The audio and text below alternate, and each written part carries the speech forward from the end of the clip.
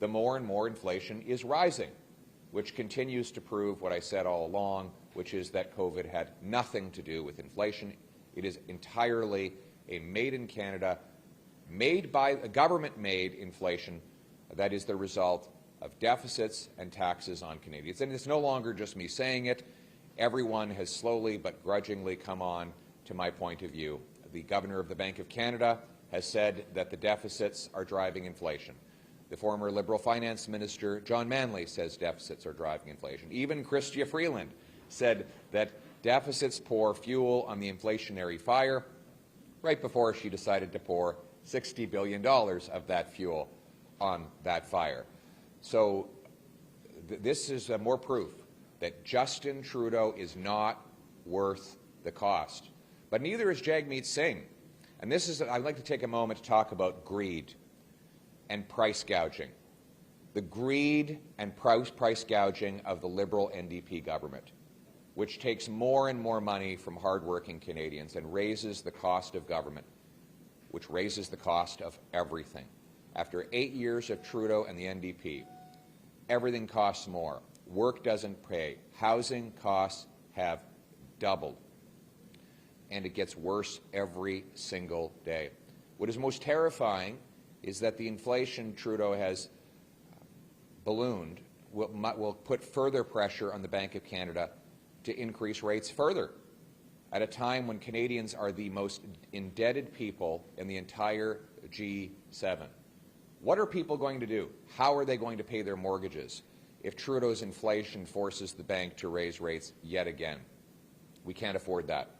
And that's why we need to replace this costly coalition that takes your money, taxes your food, and doubles your housing costs with a common-sense conservative government that frees people to earn powerful paychecks that buy affordable food, gas, and homes in safe neighborhoods. We will do it with a common-sense plan that includes axing the NDP Liberal carbon tax, capping spending and cutting waste to eliminate the inflationary deficits, and incentivizing municipalities to remove bureaucracy so that we can build homes that Canadians can afford. Thank you very much. Monsieur Poilievre, vous voulez éliminer le déficit. Selon les années de prédiction, on parle de 30 à 40 milliards par année. C'est à peu près 8 des dépenses du gouvernement. Où couperiez-vous précisément pour éliminer le déficit? La Banque de l'infrastructure, le ArriveCan app. On va aussi mettre une loi dollar pour dollar qui obligerait le gouvernement de trouver $1 d'économie pour chaque nouveau dollar de dépenses. On va arrêter d'ajouter les dépenses. Il ne faut pas oublier qu'il y a un an, le gouvernement Trudeau a promis que c'était possible d'équilibrer le budget en 2028. Alors ça c'était leur propre promesse dans leur budget. Si c'était aussi irresponsable il y a un an, pourquoi ont-ils promis ça? Parce que c'est possible si on arrête des augmentations dans le coût du gouvernement l'une année après l'autre. Si on élimine le gaspillage, on peut équilibrer le budget. On l'a fait quand le gouvernement conservateur était au pouvoir. On était capable d'équilibrer le budget et garder les prix, les taux d'intérêt et les taxes très bas.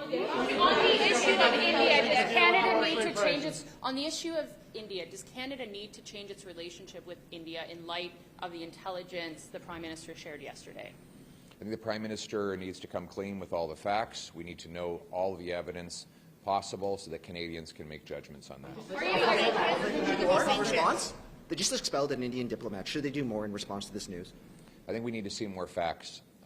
The Prime Minister hasn't provided any facts. He provided a statement, and I will just emphasize that he didn't tell me any more in private than he told Canadians in public, so we want to see more information. What is the risk if he doesn't provide more information or these allegations are found somehow to be untrue or uncredible?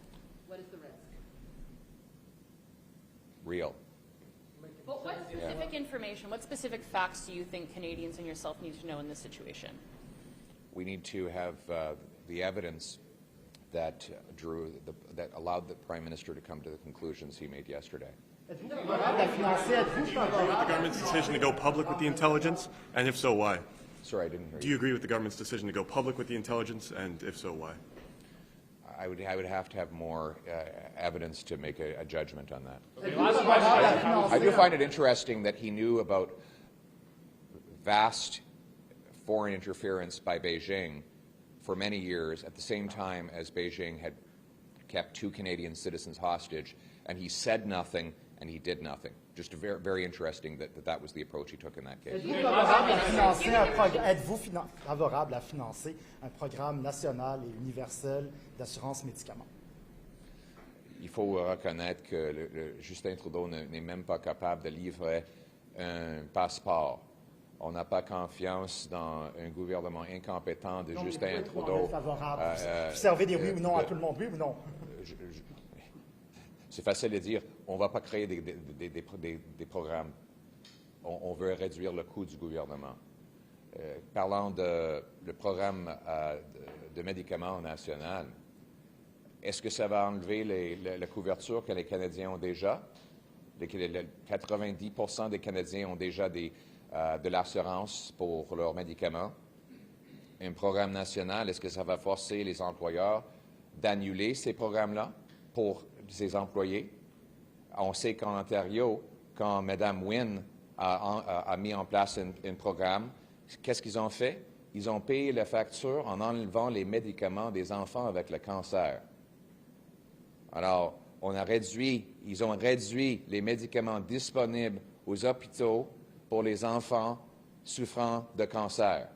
Et c'était les libéraux tellement compassionnés. Donc, il faut voir les détails, parce que souvent, quand le gouvernement crée des grands programmes, il y a beaucoup plus de victimes qu'il y a des gagnants. Sanctions against India. Do you think there should be sanctions against India at this point? We need to see the facts.